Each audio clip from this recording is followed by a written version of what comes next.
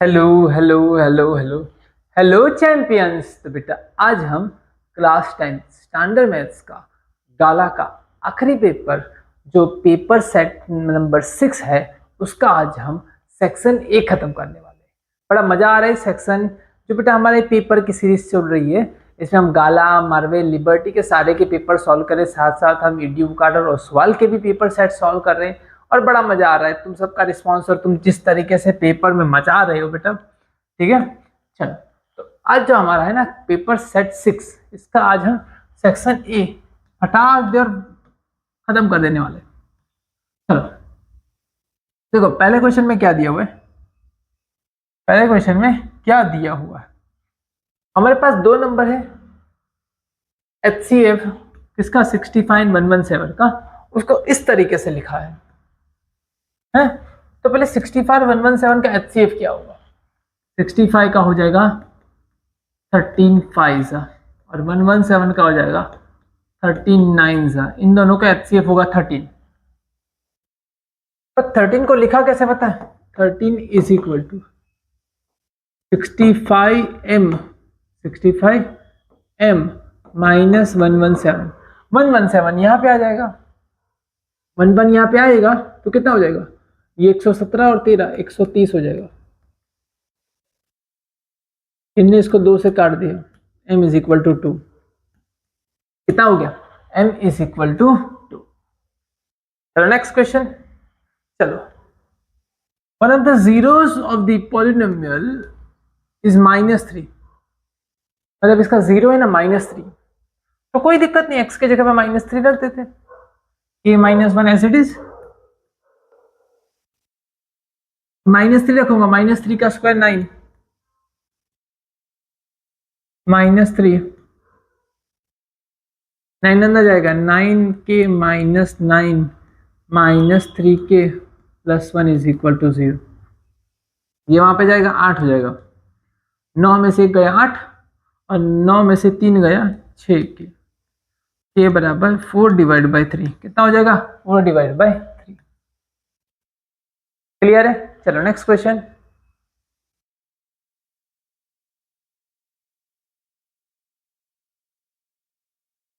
इसका सोल्यूशन क्या होगा? Solution of pair of equation base. चलो सोल्यूशन देखो तो आपको आइडिया आ जाएगा। x की वैल्यू a माइनस है, मतलब या तो प्लस है या तो माइनस है। y की value b minus B plus B है ना, बस यही दे रखा है, b माइनस बी। तो मैं तुमको कहूंगा कोई इसमें से वैल्यू पिक कर लो और इसमें रख दो। देखो अगर तुम a और b की वैल्यू पिक करोगे ना, यहाँ पे देखना, x की जगह पे a और y की जगह पे b रखोगे ना, 1 1 1 + 1 2, सही है ना। 1 1 ए भी लोगे तो, और यहाँ पे ए लोगे ना, x की जगह पे ए और y की जगह पे b, a into A square, b into B square और minus A square minus B square. देखो सही है, तो तुम्हारा जो आंसर आएगा ना वो ये आ जाएगा, x is equal to A, Y is equal to B. चलो नेक्स्ट। इसका इक्वल रूट्स है। इक्वल रूट्स होना मतलब b इज इक्वल टू 0, मतलब B square minus 4ac is equal to 0, मतलब B square is equal to 4ac, B square is equal to 4ac। ये b है, b का स्क्वायर मतलब k स्क्वायर। और a की जगह पे कितना दे रखा है? 2, और c की जगह पे कितना दे रखा है? k square is equal to 8k। तुम क्या करोगे, ऐसे ऐसे काट दोगे, k इज इक्वल टू 8 लिख दोगे और इसे टिक कर दोगे, तो तुम्हारा आंसर हो जाएगा गलत, गलत हो जाएगा। 8k यहाँ पे ले लो, डन। k कॉमन निकालो, यहां से 2 नंबर आएंगे, k इज इक्वल टू 0 या तो k minus 8 is equal to 0, मतलब k इज इक्वल टू 8, या तो 0 या तो k इज इक्वल टू 8, मतलब आंसर आएगा ये। देखे, समझे? चलो ये वाला आंसर आएगा। तो नेक्स्ट।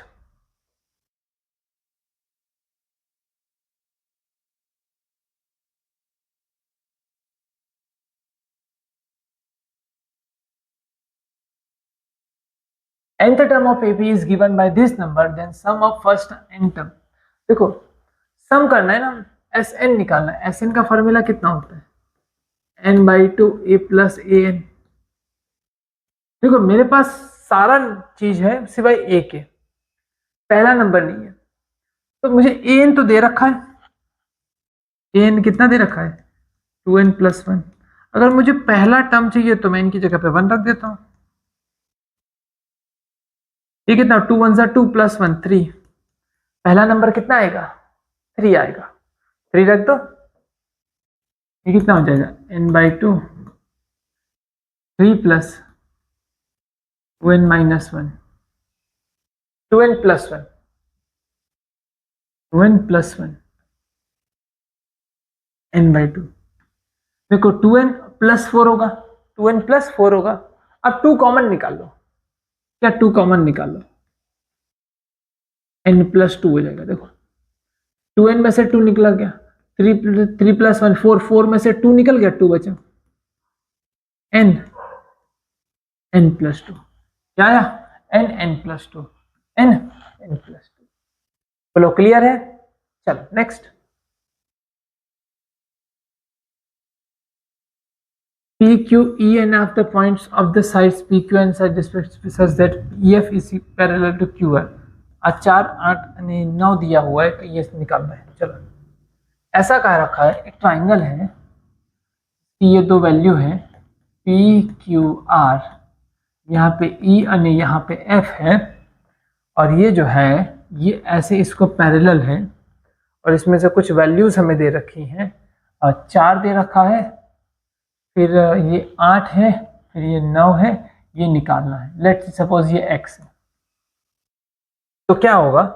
ये हो जाएगा 4 divide by X is equal to 8 divide by 9. इसने इसको 2 से काट डाला है ना, तो x यहाँ पे, 2 यहाँ पे, और 9 चला जाएगा ऊपर. 9 का आधा कितना होता है? 4.5. कितना होता है? 4.5. हमारा आंसर आएगा 4.5. बोलो क्लियर है? चलो नेक्स्ट.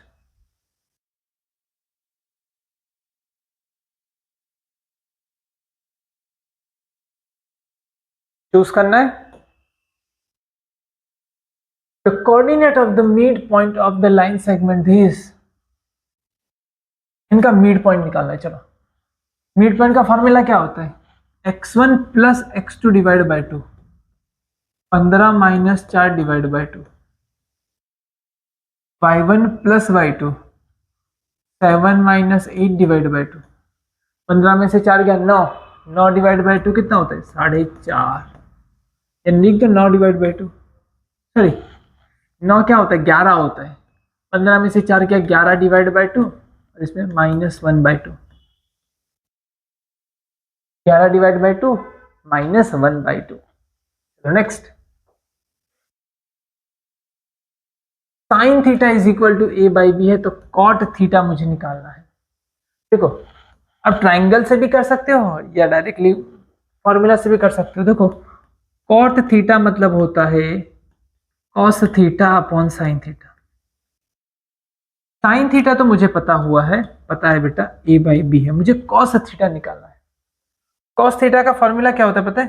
कॉस थीटा का formula cos square theta is equal to 1 minus sine square theta. ये फॉर्मूला तो बच्चे को पता होता है. Cos square theta is equal to 1 minus sine square theta. चलो अब देखना, 1 minus sine square, 1 minus a by B whole square, a square B square यहाँ पे, मतलब B square minus A square divide by B square. ये किसकी value आई? Cos square theta की. तुम्हें स्क्वायर हटाना है तो सामने रूट लगाना पड़ेगा. तो कॉस थीटा की वैल्यू कितनी हो जाएगी? ऊपर वाला रूट में चला जाएगा, नीचे वाला भी रूट में जाएगा, लेकिन रूट और स्क्वायर कट जाएगा, मतलब नीचे वाला हो जाएगा बी. आ वैल्यू यहाँ पे रख दे. Under root B square minus A square divide by B cut जाएगा. आंसर आ जाएगा root B square minus A square divide by A. ये रहा B square minus A square divide by T. तो next 9th, the line containing the radius through the point of contact is called the normal to the circle at point। मतलब ये जो tangent पास होता है, ये जो टेंजेंट है और ये रेडियस है ना, मतलब इसमें से पास होने वाली लाइन जो ये है, इसे कहा जाता है नॉर्मल। क्या कहा जाता है? नॉर्मल। चला,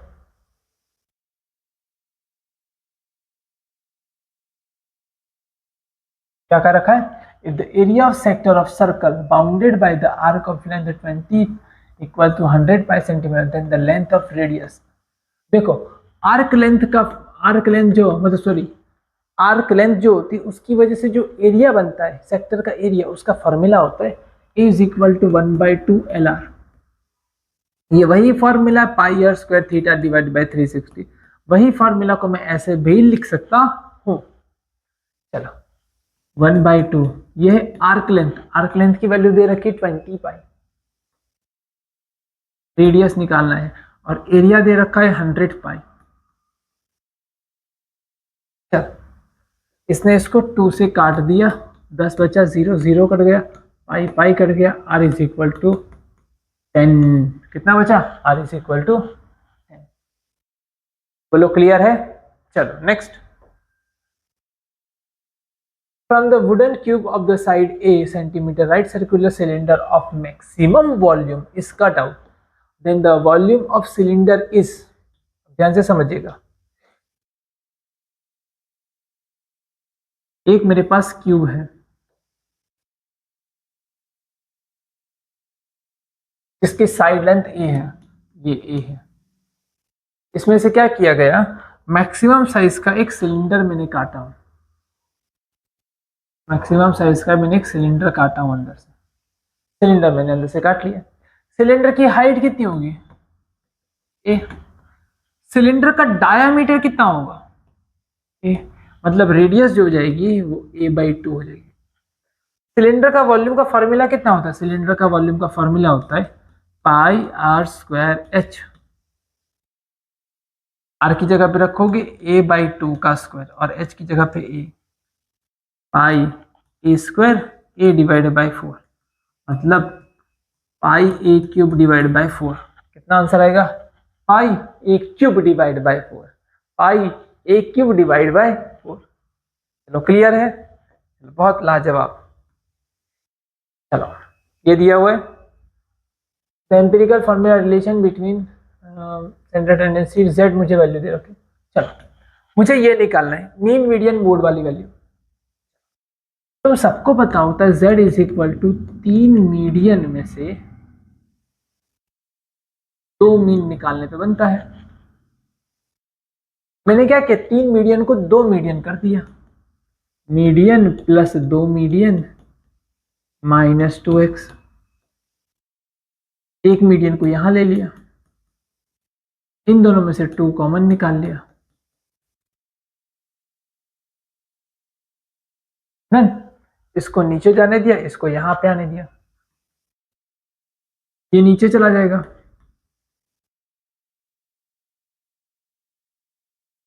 यहाँ पे ये नीचे चला गया तो यहाँ पे 1 और ये 2 नीचे ही आ गया इधर।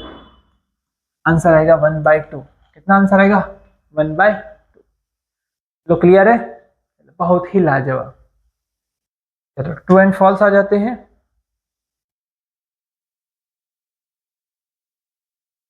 The probability of getting a prime number in a single through die is 1/2। सही है। देखो 1 2 3 4 5 6 है ना, तो कितने प्राइम नंबर होते हैं बेटा? 2 3 5 प्राइम नंबर होते हैं। 3 6 में से आंसर आएगा 1/2। 6 में से कितने प्राइम नंबर है? 3 प्राइम नंबर है। चलो इसका देखो, the graph of line passing through the origin. देखो ओरिजिन से पास हो रही है ना, तो इसमें 0,0 रख दो, x की जगह पे 0 रखो, y की जगह पे भी 0 रखो, आंसर आना चाहिए। देखो ये भी 0 और ये भी 0, देखो आ गया आंसर। सही है। तू भी ट्रू है और तू भी ट्रू है, तुम दोनों ट्रू ट्रू हो। चलो नेक्स्ट।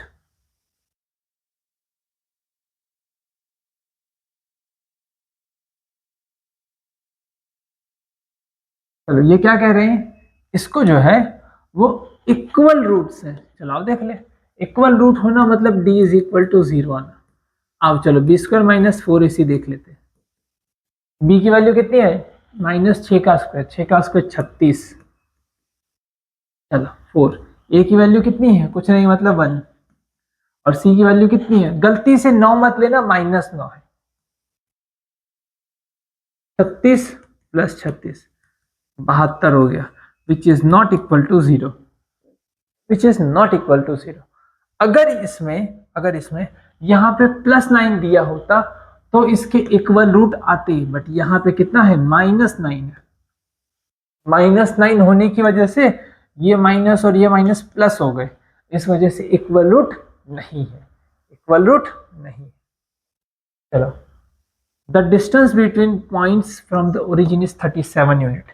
हाँ ये भी सही है, कैसे देखो, डिस्टेंस का फॉर्मूला होता है x2 minus x1 whole square, y2 minus y1 whole square.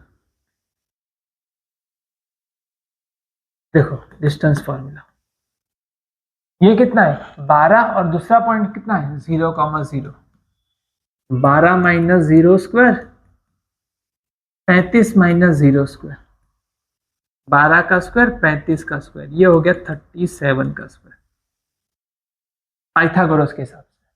तो सही है, तो सही है, ये डी स्क्वायर आया, तो डी इज इक्वल टू 37, कितना आता 37। चलो नेक्स्ट।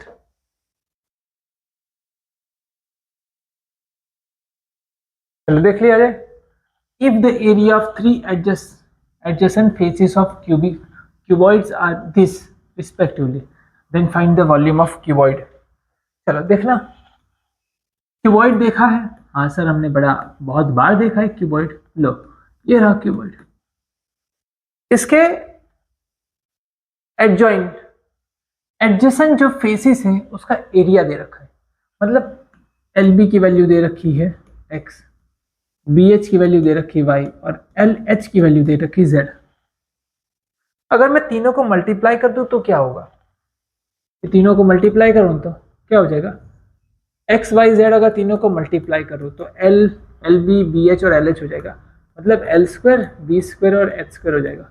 एल बी 2 बार हो जाएगी एल स्क्वायर, बी भी 2 बार हो जाएगा बी स्क्वायर, और एच भी 2 बार हो जाएगा एच स्क्वायर। मतलब ये कहीं ना कहीं L B H whole square हो जाएगा, और ये वॉल्यूम का स्क्वायर है। किसका स्क्वायर है, वॉल्यूम का स्क्वायर। अगर तुम्हें वॉल्यूम चाहिए तो दोनों तरफ स्क्वायर रूट लगाना पड़ेगा, मतलब volume is equal to, volume of cuboid is equal to root X Y Z आएगा। क्या आएगा, रूट एक्स वाई जेड। चल next, what will be the sum of dividend नहीं deviation from the mean of all observations from any data is equal to 0। Sum deviation का जो सम होता है ना, ऑब्जर्वेशन डेविएशन का जो सम होता है वो हमेशा कितना होता है बेटा, 0 होता है। ये नोट करके चलना, ये नोट करके चलना। चलो, state the smallest number which is divisible by इससे। स्मॉलेस्ट नंबर मतलब एलसीएम, स्मॉलेस्ट नंबर जो दोनों से डिविजिबल हो वो एलसीएम है। 20 और 45 का एलसीएम, 20 और 45 का एलसीएम। 5 से कर दो 4 9, 4 से कर दो 1 9, 9 से कर दो 1 1, 5 4 20 इंटू 9 180, कितना आएगा 180। इन दोनों का एलसीएम आएगा 180, मतलब इन दोनों से डिविजिबल जो सबसे छोटा नंबर होगा वो होगा 180। उसके बाद कौन सा आएगा बता, 180, उसके बाद आएगा 360, है ना, मतलब ये चलता जाएगा +80 +80 +80 करते चले जाओ, फिर आएगा 540, ऐसे चलता जाएगा। बोलो क्लियर है, बोलो हाँ या ना। चलो नेक्स्ट,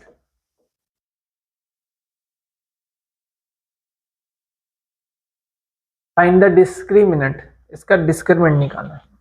डिस्क्रिमिनेंट का फॉर्मूला होता है B square minus 4ac, B -10 का स्क्वायर 100, ए की वैल्यू है 5√5, सी की वैल्यू है -2√5।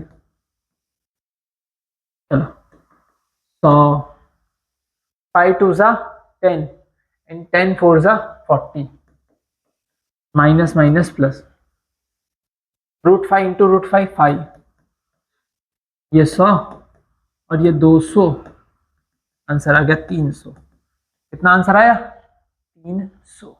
चलो नेक्स्ट, चलो ग्राफ देख लें, ग्राफ कैसा होगा। देखो इस ये प्लस एक्स स्क्वायर है, कैसा है? Plus x square. Plus x square होने की वजह से देखो प्लस एक्स स्क्वायर और यहाँ पे माइनस एक्स स्क्वायर, मतलब दोनों पैराबोला होगा, लेकिन प्लस एक्स स्क्वायर वाला अपवर्ड पैराबोला होगा, प्लस एक्स स्क्वायर वाला अपवर्ड पैराबोला होगा, माइनस एक्स स्क्वायर वाला डाउनवर्ड पैराबोला होगा। चलो क्लियर है। चलो नेक्स्ट में आ जाते हैं, इसकी वैल्यू निकालते हैं।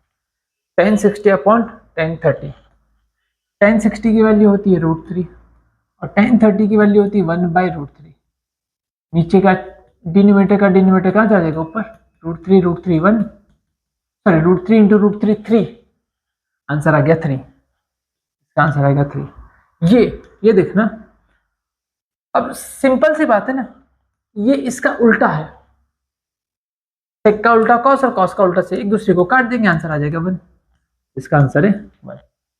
इसी के साथ गाला के तुम्हारे सारे पेपर होते हैं खत्म, और जो बचे हुए तुम्हारे लिबर्टी के पेपर है वो भी सीरीज चलती रहेगी।